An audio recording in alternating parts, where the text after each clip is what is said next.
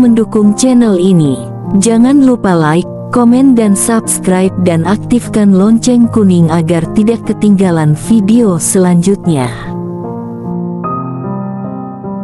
Bramantya terenyak di ruang rawatnya. Seorang polisi berdiri di hadapannya bersama seorang dokter jaga dan seorang perawat. Mereka menjelaskan mengenai polisi tersebut yang ditugaskan berjaga di sana. Mereka bahkan menjulurkan sehelai surat penugasan pengawasan atas tersangka kasus percobaan pembunuhan. Bramantya syok. Jadi, saya dituduh merencanakan pembunuhan Lena, istri saya sendiri. Mana istri saya? Saya harus bicara sama dia. Maaf, Pak, istri Bapak masih di ICU. Belum sadar, jelas sang dokter. Istri saya belum sadar, di ICU. Istri saya kenapa? Tadi dia baik-baik aja. Dokter dan perawat saling pandang dengan tatapan penuh tanda tanya. Bramantya tersadar dan menjelaskan dengan canggung. Maksud saya, istri pertama saya, Najla, yang tadi ada di sini, kemana dia? Si perawat teringat. Oh iya, ibu yang tadi di sini, ya Pak. Yang jaga Bapak, tadi katanya mau ke kantor polisi, Pak. Bramantya semakin syok. Jadi, Najla sudah tahu, saya menjadi tersangka. Di kantor polisi, Najla pun syok saat mendengar suara Bramantya di ujung sana. Kamu kenapa nggak bilang kalau aku jadi tahanan polisi? Mas kok bisa tahu? Jangan-jangan. Najla sangat kesal. Ia sudah mewanti-wanti pengacara perusahaan yang ia tunjuk untuk mengurus kasus Bramantya agar jangan sampai Bramantya tahu dulu permasalahan ini, tapi sekarang Bramantya sudah terlanjur tahu. Jangan-jangan apa? Desak Bramantya. Dengan terburu-buru, Najla meninggalkan kantor polisi. Mas tenang aja, nanti aku jelasin semua. Aku balik ke rumah sakit. Sekarang, Mas tunggu aku. Bahrun hanya bisa memandangi kepergian Najla dengan hati pedih. Baginya, Najla sangat egois karena telah menjebloskan anak Bahrun satu-satunya ke dalam pernikahan bermasalah ini. Persis setelah Najla pergi, telepon dari Bramantya masuk. Bahrun hanya memandangi ponsel tuanya. Ia menolak menggunakan smartphone baru yang Bramantya pernah belikan, lalu mengabaikan telepon itu. Ia tak ingin berhubungan lagi dengan Bramantya. Ia harap Rahma pun berpikiran sama. Ia tampak gelisah di ruang rawat Fadil. Anak asuhannya sedang terlelap. Kondisinya sudah membaik. Kadang hanya minta peluk, kadang menanyakan mamanya, tapi sebenarnya Fadil lebih sering menanyakan Bramantya. Namun, yang membuat ia gelisah bukanlah keadaan Fadil, melainkan bayangan sosok yang ia lihat di balik dinding pembatas di luar IGD. Setelah menggali-gali ingatannya, ia pernah mendengar Lena menyebut nama Andi pada malam sebelum kejadian itu. Iya, Andi, aku tunggu kamu di depan rumah. Ini aku udah siap, nggak pakai lama kok, ujar Lena sambil bergegas keluar dari pagar. Saat itu, ia sedang merapikan kolam renang tiup yang Fadil gunakan sore harinya. Dan ia pun melihat sosok yang menjemput Lena. Laki-laki muda berparas cukup tampan, namun di mata ia terlihat agak bengis. Ia sontak merasa kasihan kepada Bramantya. Ia pun mengambil keputusan. Ia harus memberitahukan Bramantya. Laki-laki itu pasti ada hubungannya dengan peristiwa nahas dalam keluarga ini. Kalau tidak, bagaimana ia bisa ada di sana? Seingat ia, malam itu, Najla meminta ia menjaga rahasia ini. Hanya mereka sekeluarga dan pengacara yang tahu apa yang sebenarnya terjadi. Laki-laki itu, jika memang selingkuhan Lena, tentu tidak mungkin tahu dari Najla, apalagi Bramantya, bukan? Ketika Najla tiba di rumah sakit setelah dapat izin masuk dari polisi yang berjaga di depan ruang rawat Bramantia, ia segera menyadari ingatan Bramantia akan peristiwa semalam telah kembali. Pertanyaan pertama Bramantia saat melihat Najla membuka pintu adalah tentang Rahma. Polisi sudah cerita semua.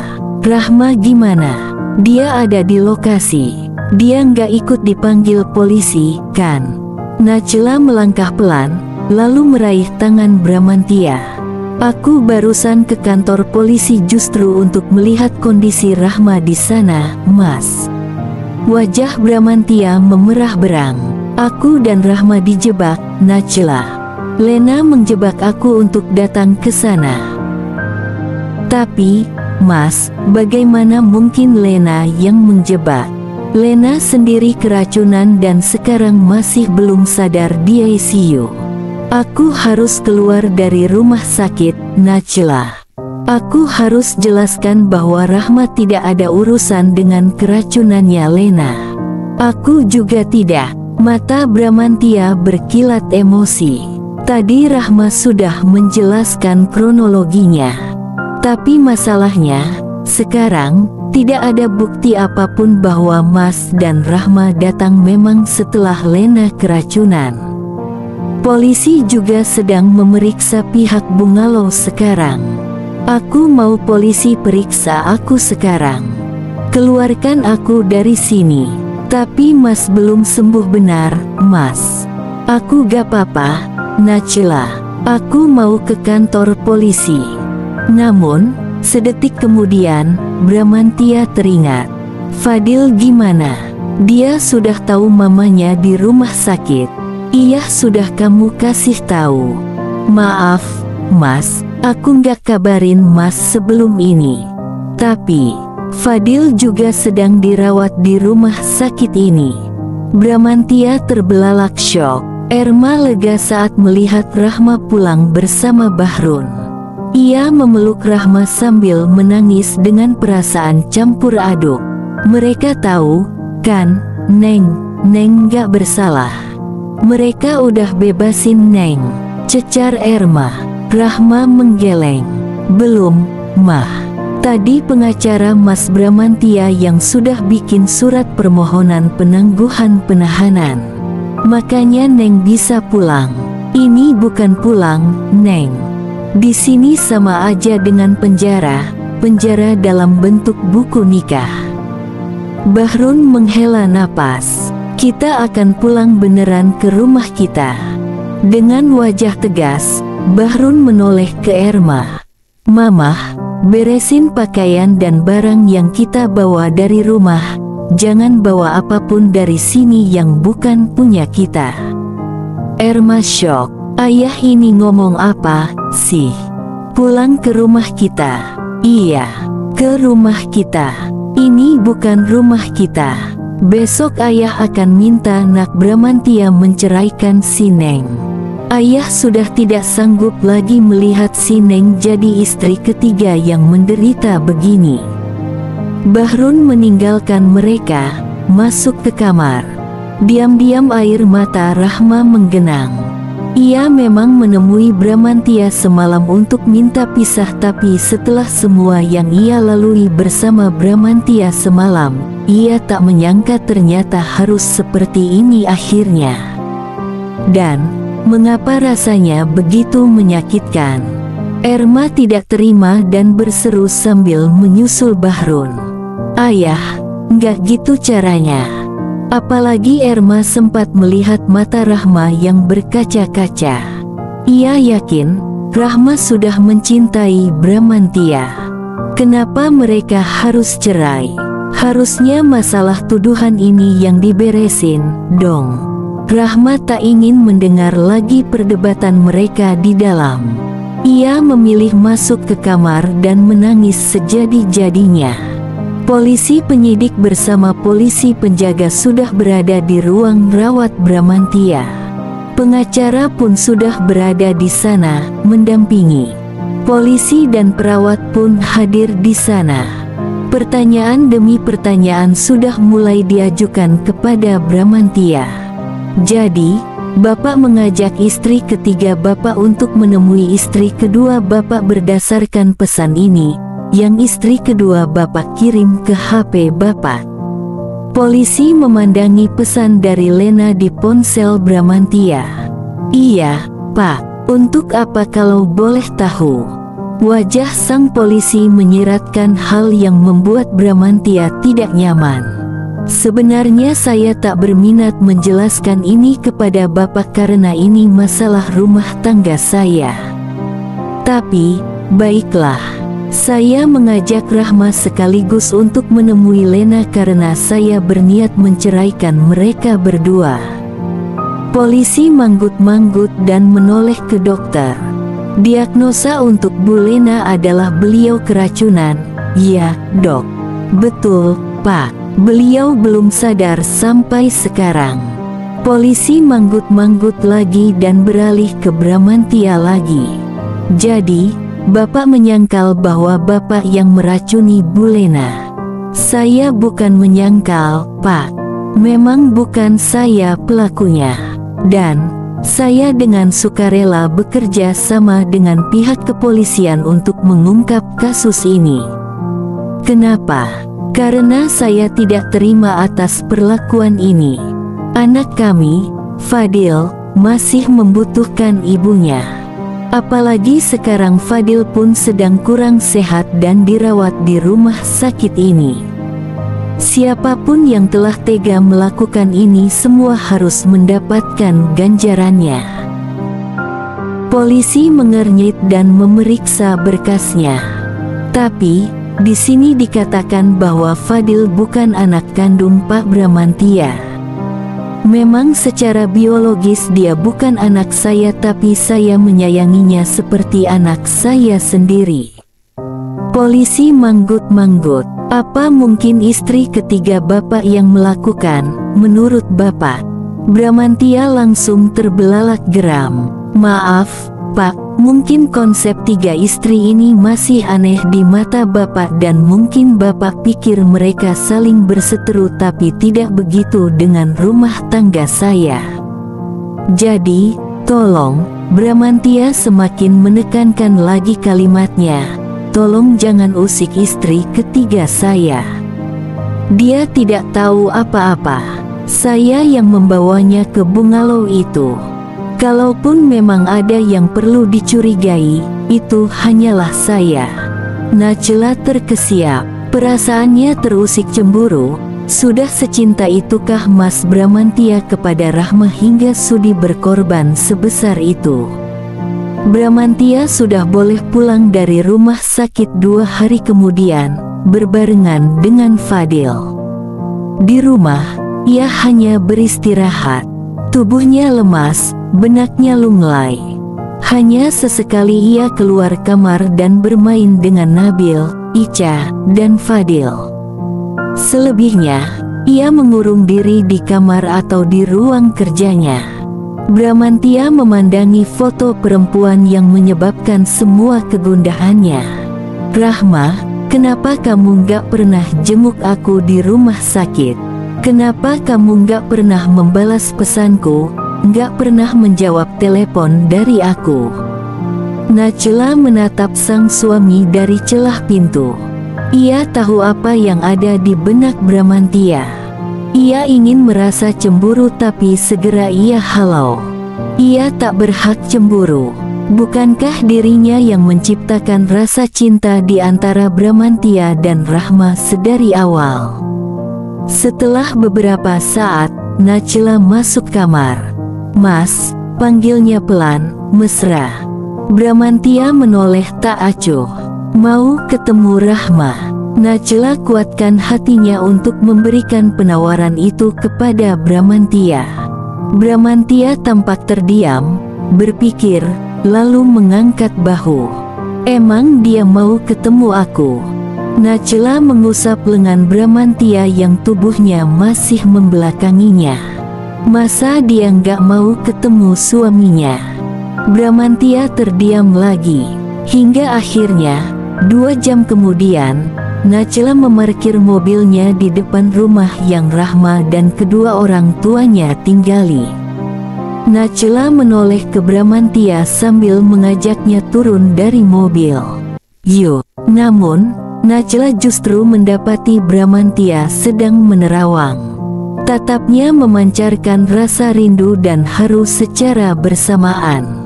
Nachela tersenyum kecil, lalu turun dari mobil, kemudian memutar ke pintu di sebelah Bramantya, membukakan pintu, lalu menjulurkan tangan, dan sekali lagi mengajak. Yuk, Bramantya mengangguk, menyambut tangan Nachela. Namun, seakan ingin menjaga perasaan Rahma, saat tiba di depan pagar rumah tersebut, Nachela melepaskan genggamannya.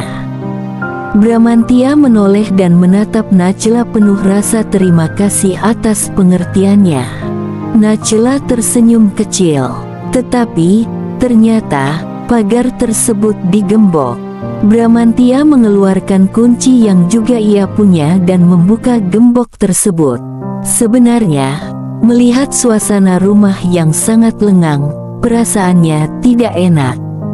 Namun, Bramantya tetap melangkah masuk, bahkan hingga dalam rumah. Dan, benar saja, kosong. Bramantya dan Nachela saling pandang. Mungkin lagi pada pergi, Mas. Nachela berusaha menenangkan. Bramantya menggeleng. Perasaanku nggak enak, ucap Bramantya sambil memasuki kamar Rahma. Melihat rupa kamar tersebut, Bramantya menghela napas. Ia membuka pintu lemari. Benar saja, sebagian pakaian Rahma tak ada di sana.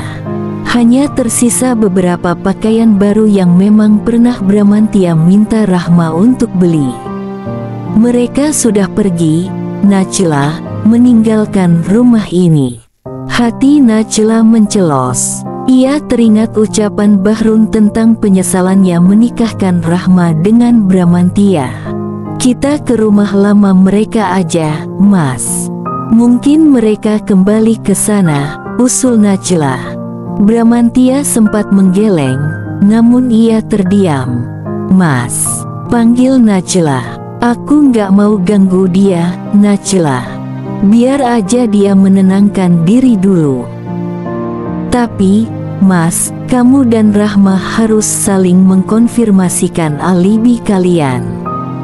Dalam kasus Lena, kalian hanya punya satu sama lain untuk memberikan kesaksian bahwa kalian tidak salah. Nachela merangkul lengan Bramantya. Kita ke rumah Rahma. Kalaupun bukan demi diri kamu sendiri, minimal demi Rahma, supaya dia tidak terjerat kasus Lena lagi. Bramantya pun akhirnya tak bisa menolak lagi. Ia menurut saat Nachela membawa mobil menuju rumah lama Rahma. Rahma duduk di kamarnya, tatapannya menerawang. Harusnya tadi pagi ia berangkat kuliah tapi hatinya belum siap. Bayangan Bramantya selalu memenuhi benaknya. Ia merasa bersalah meninggalkan rumah itu, seakan ia benar-benar sudah menyerah dan tak menginginkan Bramantya lagi. Padahal, ia hanya tak punya pilihan. Ia tak ingin menyakiti hati ayahnya. Namun, tiba-tiba terdengar suara yang sangat Rahma kenal dari luar rumah. Rahma buru-buru hendak keluar kamar tapi Bahrun menahannya. Neng diam saja di kamar, biar ayah yang menemui. Rahma tak bisa menjawab. Apalagi saat itu tak ada Erma yang biasanya membelanya. Namun, Rahma tidak kembali duduk di tepian tempat tidurnya seperti sebelumnya. Ia berdiri di depan pintu kamarnya yang hanya bertabirkan tirai tipis. Ia ingin mendengar semua. Bahrun membukakan pintu. Bramantya berdiri di sana, mengucap salam, dan dengan sopan salim kepada Bahrun. Bahrun tak menampik. Masuk, Nak Bram, silakan duduk. Bramantya mengangguk patuh, lalu duduk di hadapan Bahrun. Bramantya membuka percakapan namun langsung dipotong oleh Bahrun. Maaf, Izinkan saya yang bicara kali ini. Bramantya mengangguk tegang, berusaha menatap Bahrun meskipun kecamuk di hatinya semakin mendera karena ia merasa pembicaraan ini akan membahayakan hubungannya dengan Rahma. "Tolong ceraikan anak saya." Bramantya tertohok dan buru-buru menolak. "Saya kesini bukan untuk menceraikan Rahma. Dan kalaupun Rahma memang harus bercerai dengan saya mau dia yang memintanya dari saya, dari mulutnya sendiri, langsung." Bahrun menatap Bramantya dalam. Saat ingin bertemu dengan Nak Bram malam itu, Rahma sebenarnya ingin meminta cerai dari Nak Bram. Hati Bramantya seperti diremas karena malam itu ia pun berkeinginan sama. Namun, sekarang berbeda. Ia tidak ingin berpisah dari Rahma setelah semua yang mereka lalui bersama. Ia yakin Rahma pun demikian. Namun, Bahrun bersikukuh. "Jadi, tolong kabulkan permintaan anak saya."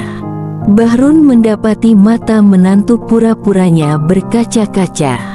Ia iba karena di matanya, pada dasarnya, Bramantya orang yang sangat baik. Hanya saja, keadaan yang memaksa lelaki itu dan anaknya berada dalam posisi yang sulit seperti sekarang. Dan, Bahrun hanya ingin menyelamatkan anaknya. Bramantya menggeleng. "Maaf, saya nggak bisa menceraikan Rahma. Saya mencintainya." Bahrun menghela napas. Dari semua laki-laki, Nak Bram, yang sudah menikah 3 kali, paling paham betapa cinta bukan alasan pernikahan bisa atau tidak bertahan. Bramantya lagi-lagi tertohok. Sementara, di kamarnya, Rahma tak dapat menahan isakan tangisnya. "Ceraikan anak saya. Dan, tolong, bebaskan anak saya dari semua tuduhan. Saya tidak ingin Sineng berurusan lagi dengan Nak Bramantya dan keluarga Nak Bramantya. Dan, saya harap istri pertama Nak Bramantya juga tidak ikut campur lagi dalam urusan ini." Bahrun berdiri dan menghela napas. "Saya masih ada urusan.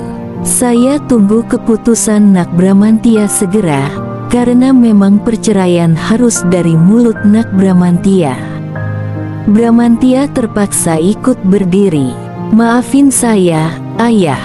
Bahrun tersenyum kecut mendengar Bramantya memanggilnya ayah. Bramantya menjulurkan tangan, hendak salim. Bahrun terpaksa menyambut. Setelah itu, ia mempersilakan Bramantya keluar dari rumahnya dengan gestur tangannya. Bramantya tak punya pilihan lain.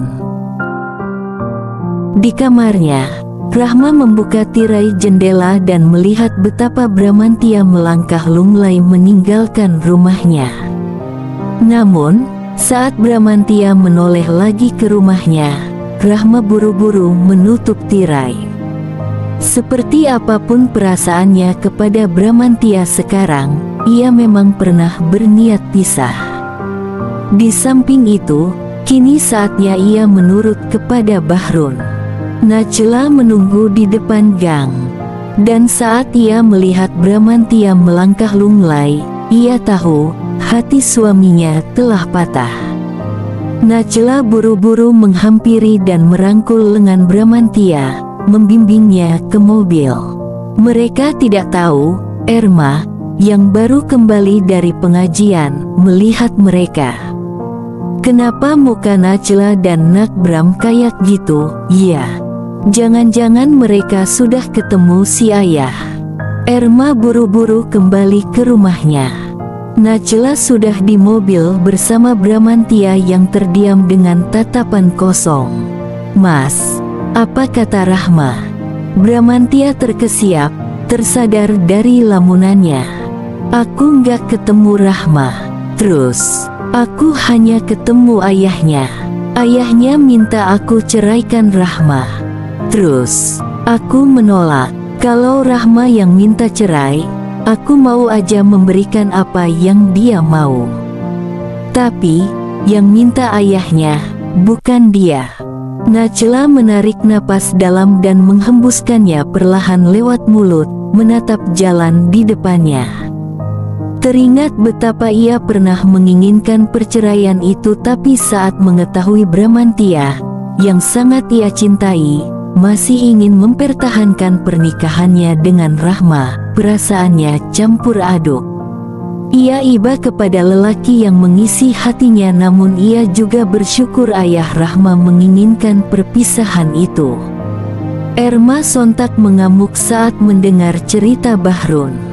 Jadi, ayah sudah bilang ke Bram supaya ceraiin si Neng. Dia udah ceraiin si Neng. Ayah gimana sih? Kenapa malah pingin anaknya jadi janda? Lalu, Mamah pengen si Neng jadi terdakwa. Iya, dia masih jadi istri Bramantya tapi di penjara, mau? Erma sesenggukan, tak bisa menjawab. Rahma muncul dari kamarnya. Neng gak mau mamah sama ayah jadi ribut begini. Buat Neng, sekarang, hanya satu. Neng mau ayah dan mamah bahagia, gak susah lagi. Kalau ayah dan mamah nggak sepemahaman begini, Neng jadi bingung harus nurut sama siapa. Pokoknya, mamah nggak mau Neng cerai. Lalu Erma masuk kamar. Ia segera mengeluarkan ponselnya, mencoba menelepon Najla. Tidak diangkat. Erma sangat marah dan langsung mengirimkan pesan. Assalamualaikum, Nak Najla. Maaf kalau telepon saya mengganggu. Saya hanya ingin minta tolong sama Nak Najla, bilang ke Nak Bramantya, supaya jangan menceraikan si Neng. Si Neng mencintai Nak Bramantya. Saya dan ayahnya hanya minta agar masalah tuduhan atas mereka segera diselesaikan karena mereka kan tidak salah. Saya mohon bantuannya. Kan Nak Najla yang menginginkan supaya Nak Bramantya beristrikan si Neng. Di mobil, pesan itu masuk saat Najla berhenti di perempatan dengan lampu lalu lintas yang menunjukkan warna merah. Najla membaca lewat notifikasi namun ia sengaja tak membukanya. Ia belum siap menjawab, tak tahu harus menjawab apa. Najla menoleh ke arah Bramantya. Lelaki itu masih menerawang, menatap keluar jendela. Sejak menjadi suaminya, Najla tak pernah melihat Bramantya seperti itu. Sebagai pengusaha, Bramantya adalah laki-laki yang sangat tangguh. Keputusan demi keputusan ia ambil dengan tegas. Namun, kali ini ia tak sanggup mengambil keputusan yang sebenarnya. Najla tahu, Bramantya yakin adalah yang terbaik untuk Rahma. Najla yakin, cintanya yang membuat Bramantya tak bisa menceraikan Rahma. Sesampainya Najla dan Bramantya di rumah, Najla melangkah ke halaman belakang rumahnya. Ia menelepon Erma. Setelah basa-basi singkat saling mengucapkan salam, Najla menjelaskan posisinya. Saya nggak mungkin melakukan itu, Bu. Karena, saya sudah nggak bisa lagi terlibat dalam apapun keputusan Mas Bram. Saya pernah membuat keputusan untuknya dulu tapi kali ini saya sudah berada di luar lingkaran. Entah Mas Bram mau melepaskan Rahma atau mempertahankan pernikahan mereka, saya sudah tidak bisa ikut campur lagi. Erma sangat kecewa dan sempat mengucapkan kata-kata yang membuat Najla terluka namun tersadar, memang dialah asal muasal semua kekacauan ini. Rahma kian terombang-ambing dalam ketidakjelasan. Bramantya tak pernah menghubunginya, entah untuk mengucapkan talak ataupun sekadar menanyakan kabarnya. Sementara, ia sendiri tak berani melawan ayahnya kali ini. Pasrah, mungkin itu yang sedang ia alami. Apapun takdir yang menghampirinya kelak, ia akan menerima. Sebenarnya, Rahma berharap polisi memanggilnya lagi. Karena, paling tidak, ia bisa memiliki kesempatan bertemu dengan Bramantya. Mungkin tak perlu saling bicara, ia hanya ingin melihat keadaan lelaki yang masih menjadi suaminya. Ia rindu, namun, nihil. Rahma pernah menanyakan hal itu kepada pengacara perusahaan yang telah menolongnya, namun jawabannya singkat, sabar saja. Rahma menghela napas. Sabar. Sabar untuk apa? Hingga akhirnya kabar itu sampai kepadanya. Kondisi Teguh drop, ia koma. Teman-teman semnya mengajak menjenguk. Bahkan, terdengar suara sumbang bahwa Rahma kini sombong setelah menikah dengan orang kaya, tidak peduli lagi kepada Teguh, mantan kekasihnya yang tidak kaya. Untuk membuktikan bahwa mereka salah, Rahma meminta salah satu dari mereka menjemputnya untuk bersama-sama menjenguk Teguh. Saat Rahma pamit, Erma sangat emosi. "Kamu ini, Neng, lagi masalah sama Nak Bram, malah jenguk manusia nggak tahu diri itu. Laki-laki yang sudah ninggalin kamu di hari pernikahan, sampai kamu harus jadi istri ketiga. Biar aja dia koma, dia mati sekalipun, biar." "Astagfirullahaladzim," seru Bahrun. "Mah, ayah juga nggak suka sama Teguh. Tapi, nggak gitu caranya." Bahrun menoleh ke Rahma. "Jenguk dia sebagai sesama muslim. Toh kamu nggak sendiri, Neng." "Gak apa-apa." "Iya, ayah. Makasih. Niat Neng kesana juga baik, ayah." "Maaf, ya, Mah. Neng berangkat. Assalamualaikum." "Waalaikumsalam." Hanya Bahrun yang menjawab salam Rahma. Erma melengos masuk ke kamarnya. Bahrun menatap Rahma yang dibonceng teman semnya, Ismi, gadis berkerudung yang Bahrun sudah kenal sejak mereka remaja. Bahrun mendoakan yang terbaik untuk putri semata wayangnya. Lagi pula, ia pikir, jika Rahma keluar rumah bersama teman-temannya, mungkin hatinya akan sedikit terhibur. Bramantya sudah malas periksa lagi ke rumah sakit sebenarnya. Namun, ia sudah berjanji kepada Fadil untuk membawanya menjenguk Lena walaupun anak itu hanya bisa melihat mamanya dari luar jendela ICU. Najla juga menyemangati Bramantya untuk rajin kontrol ke dokter saraf karena benturan di kepalanya pernah membuat Bramantya amnesia. Bramantya dan Najla pun menjemput Fadil ke rumah. Ia turut serta untuk menemani Fadil saat nanti Bramantya dan Najla ke dokter saraf. Dalam perjalanan, ia gelisah. Ia ingin bercerita tentang laki-laki itu, namun ia masih ragu apakah ini saat yang tepat atau bukan. Hingga akhirnya Najla menangkap raut tegang Iyah dari spion dan bertanya, "Kamu kenapa, Iyah?" Iyah tertunduk, takut. Bramantya menyadari keanehan sikap Iyah dan menoleh. Iyah semakin tak berani mengangkat wajah. Bramantya dan Najla saling pandang. "Iyah, kalau kamu ingin membicarakan sesuatu, sebaiknya kamu bilang. Kamu nggak mau minta berhenti, kan?" Najla, yang sering mendengar dari para mama teman-teman anak-anaknya di sekolah tentang perangai art yang berubah karena ingin berhenti bekerja, segera menduga ke arah sana.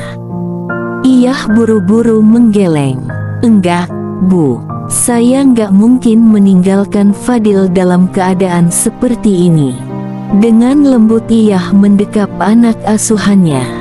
"Memang ada yang ingin saya bicarakan, tapi nanti saja, Bu." Iyah melirik ke Fadil. Najla dan Bramantya paham, Iyah tak ingin bicara di depan Fadil. "Ya sudah, nanti kita bicara, ya, iya. Iya mengangguk. Baik, Bu. Rahma baru tiba di rumah sakit bersama Ismi.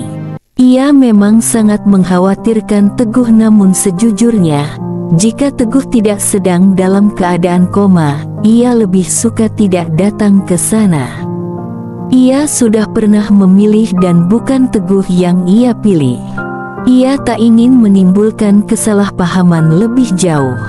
Namun, rasa kemanusiaan membuatnya tetap melangkah. "Ma, tahu nggak?" tanya Ismi sambil menggandeng lengan Rahma, melangkah dari parkiran menuju lobi rumah sakit. Katanya, Teguh nggak dirawat di ICU walaupun koma karena si Tisa sewa semua peralatan yang buat di ICU, dibawa ke kamar rawatnya Teguh. Soalnya, rumah sakit ini punya saudara jauhnya Tisa. Bahkan, gue denger-dengar, Teguh mau dioperasi sama profesor dari Belanda. Ternyata, secinta itu, ya, Tisa sama Teguh. Rahma tak tahu harus merespon apa. Namun, Ismi yang polos dan suka ceplas-ceplos terkesiap saat menoleh ke Rahma. Ia mendapati wajah gelisah sahabatnya itu. "Ma, lo nggak cemburu, kan? Gue ceritain soal Tisa barusan." Rahma buru-buru menggeleng. "Enggak, Mi. Bener." Ismi menghela napas. "Lo, tuh, apa-apa jangan dipendem sendiri. Cerita. Perasaan dari sejak kita sahabatan dulu, gue mulu yang ngoceh. Gue aja sampai nggak tahu lo udah pindah balik ke rumah lama lo. Tadi gue jemput ke rumah baru lo. Pernikahan lo baik-baik aja, kan, Ma?" Lagi-lagi Rahma tidak tahu harus menjawab apa. Namun, ia terselamatkan oleh panggilan teman-teman semnya yang lain yang sudah menunggu di lobi. "Lama banget sih. Lo pasti lelet bawa motornya, Mi. Udah capek nih, kita nunggu dari tadi." Protes mereka. "Ih, berisik. Udah, cepet masuk." Ismi menggiring mereka memasuki rumah sakit. Rahma melangkah di belakang mereka sementara Ismi asyik mengoceh bersama yang lain. Saat melewati koridor menuju poli, Rahma terkesiap. Ia merasa melihat Bramantia. Ia berhenti sejenak untuk memastikan. Namun, tak ada Bramantia kelihatan lagi di sana. Jangan-jangan aku hanya halusinasi. Halusinasi karena rindu. Rahma buru-buru membuang pikiran konyolnya. Sebentar lagi ia akan diceraikan, tak boleh lagi ada rindu. Bramantia, Najla, Fadil, dan ia sudah di depan ruang ICU. Bergantian, Bramantia dan Najla masuk sementara ia menemani Fadil yang hanya bisa melihat dari jendela. Beruntung tirainya dibuka dan ranjang Lena persis di sebelah jendela. Fadil terisak dan bertanya, "Mama kapan bangun?" Air mata ia dan Najla sontak menetes. Bramantia memeluk Fadil. "Fadil berdoa terus buat Mama, ya." Fadil mengangguk. Najla meminta izin kepada Bramantia untuk mengajak ia melipir. Saatnya untuk bicara dengan pengasuh Fadil tersebut. Bramantia mengangguk. Dia akan menemani Fadil di depan ruang ICU. Setelah mendapat tempat yang nyaman di taman rumah sakit, ia pun mulai menceritakan semua. Najla terkesiap tak percaya. Andi tahu soal kejadian itu. Ia mengangguk. Ibu bilang, nggak ada yang tahu selain keluarga, tapi laki-laki itu tahu. Najla terdiam, berpikir.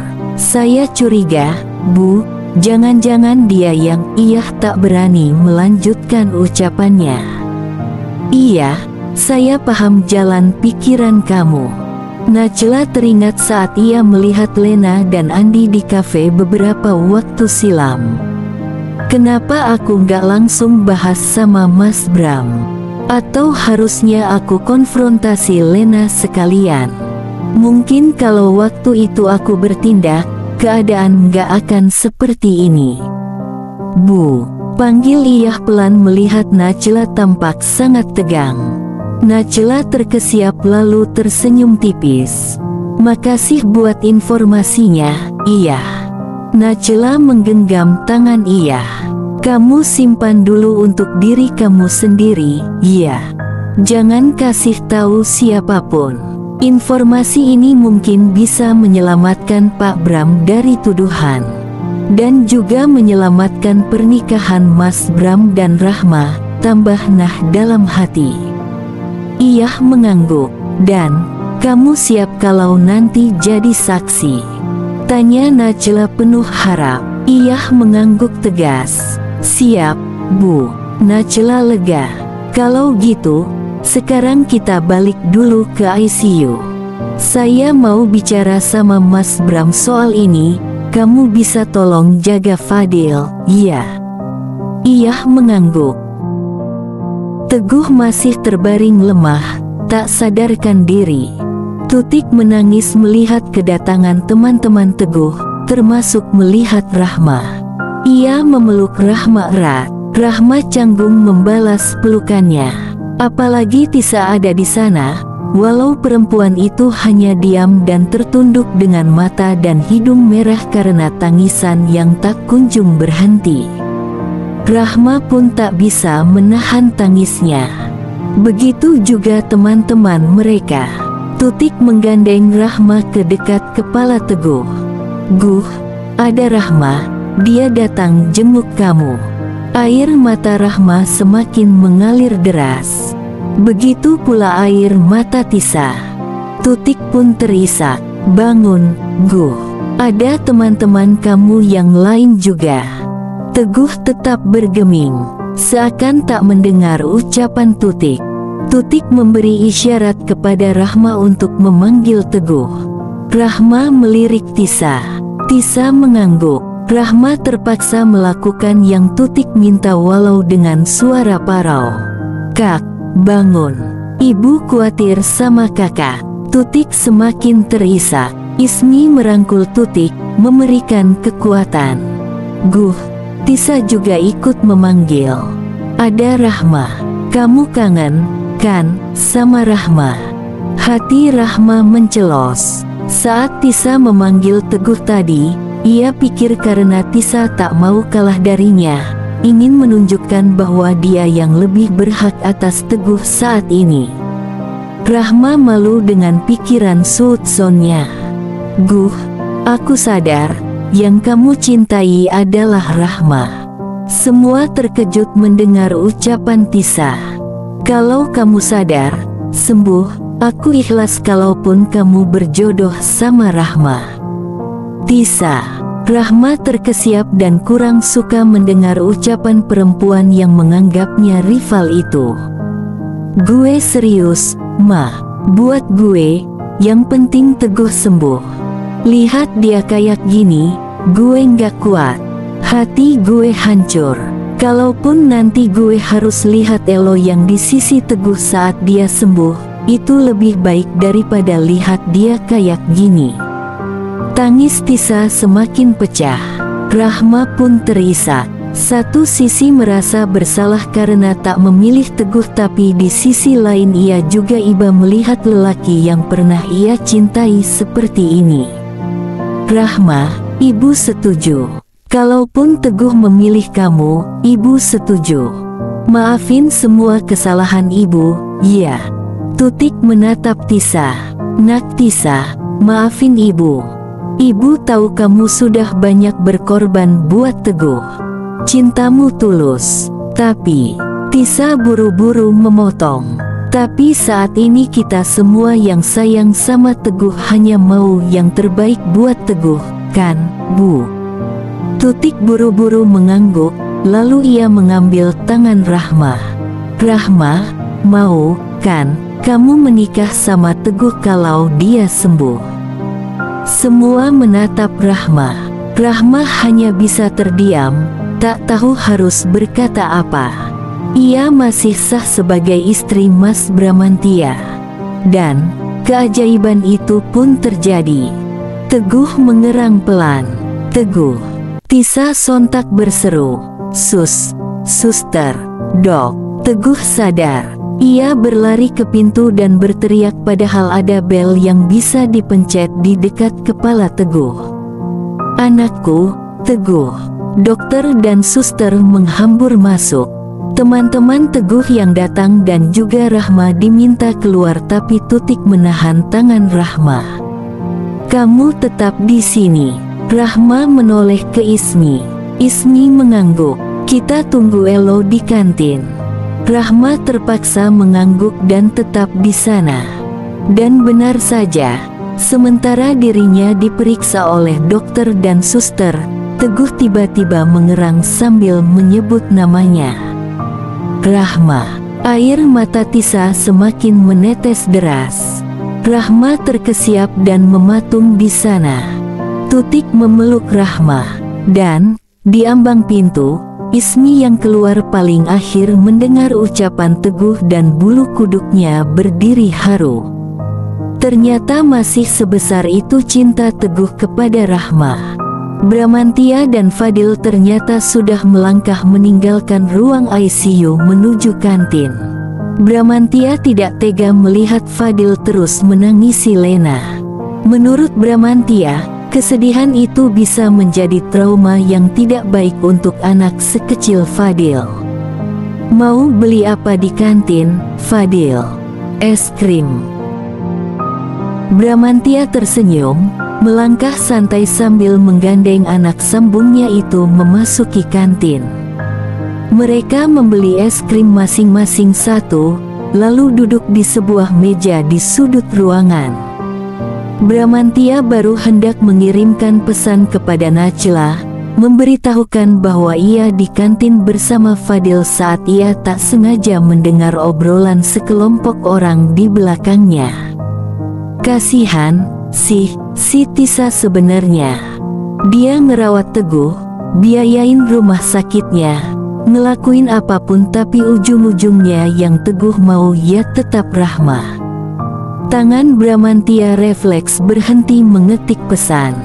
Rahma. Teguh. Bramantya ingin menoleh tapi ia tahan. Iya, ya, kebayang nggak sih? Teguh koma, terus pas Rahma jenguk, Teguh sadar. Apa namanya kalau bukan jodoh? Kalau bukan cinta mati?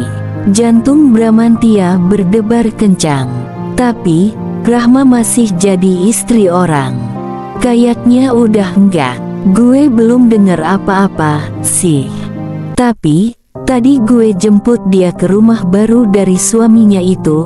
Dia sama ayah mamah udah pindah balik ke rumah lama mereka. Serius? Jangan-jangan cerai?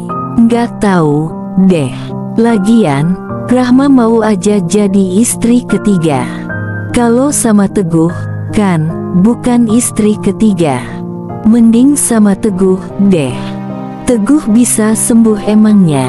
Selama ada Rahma, selalu ada keajaiban. Semangat Teguh buat sembuh pasti makin kuat. Iya, setuju. Buktinya, Tisa selalu di sisi Teguh tapi Teguh sadarnya gara-gara Rahma. Apa namanya kalau bukan kekuatan cinta? Kalau bukan cinta sejati? PSSS tuh, Rahma udah kesini. Semua menoleh ke pintu kantin. Termasuk Bramantya. Dan, tatap Bramantya pun bertemu dengan Rahma yang sedang melangkah memasuki kantin. Rahma terkesiap. Ternyata tadi ia tidak halusinasi. Ternyata memang ada Bramantya di rumah sakit ini. Langkah Rahma terhenti. Tubuhnya mematung. Ia melihat Bramantya berbisik kepada anak kecil yang sedang bersamanya. Lalu laki-laki yang sangat Rahma rindukan itu melangkah ke arahnya. Ismi dan teman-teman Rahma yang lain baru tersadar bahwa suami Rahma, Bramantya, ada di sana, di sebelah meja mereka. Mereka mulai panik, saling berbisik, memastikan ucapan mereka tidak terdengar oleh Bramantya. Namun, tak ada yang bisa memastikan. Bramantya dan Rahma sudah berhadapan. Namun, tak sepatah kata pun bisa mereka ucapkan kepada satu sama lain, hanya sorot mata mereka yang memancarkan kerinduan yang teramat sangat. Bramantya menarik napas dalam dan akhirnya memecah kesunyian. "Kamu abis jenguk Teguh?" Rahma mengangguk. "Teguh koma dan sadar setelah kamu jenguk." Rahma terkejut, bingung, ia refleks melirik ke arah Ismi dan kawan-kawan yang sejak di pintu kantin tadi. Curiga, mereka yang memberitahukan kepada Bramantya, tapi kenapa, untuk apa? "Teguh masih mencintai kamu, Rahma. Dan, kedatangan kamu menjenguk, aku bisa artikan, kamu juga masih menyimpan perasaan untuknya." Bersamaan dengan itu, tanpa mereka sadari, Nachla yang telah membaca pesan dari Bramantya, sudah menyusul ke kantin dan di pintu, ia melihat Bramantya dan Rahma sedang berhadapan. Nachla menghentikan langkahnya. "Walau kamu nggak meminta dengan ucapan dari bibir kamu, aku sadar, apa yang sebenarnya kamu inginkan." Bramantya menarik napas panjang, mencari kekuatan untuk mengucapkan apa yang dia ingin Rahma dengar. "Aku ceraikan kamu, aku talak kamu, Rahma binti Bahrun." Tubuh Rahma lemas seketika. Matanya berkaca-kaca dan air mata itu pun tumpah. Bramantya tak sanggup melihat air mata bahagia itu menetes di pipi Rahma. Ia kembali ke meja Fadil, menggandengnya. Di tempatnya, Nachla syok. Entah mengapa, hatinya ikut merasa sakit. Pada saat yang sama, ada telepon masuk dari Iya. "Halo," sapa Nachla setengah hati. "Bu," suara Iya di ujung sana terdengar tegang. "Bu Lena sadar, Bu Lena sudah sadar, Bu." Tangan dan bibir Nachla bergetar. Ia melirik Rahma. Bersamaan dengan itu, Bramantya lewat di dekatnya sambil menggandeng Fadil.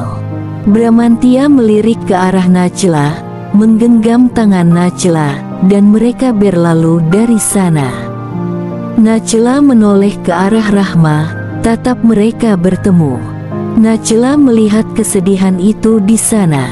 Ya Allah, kenapa malah Rahma yang terlepas dan Lena yang tetap jadi istri Mas Bram?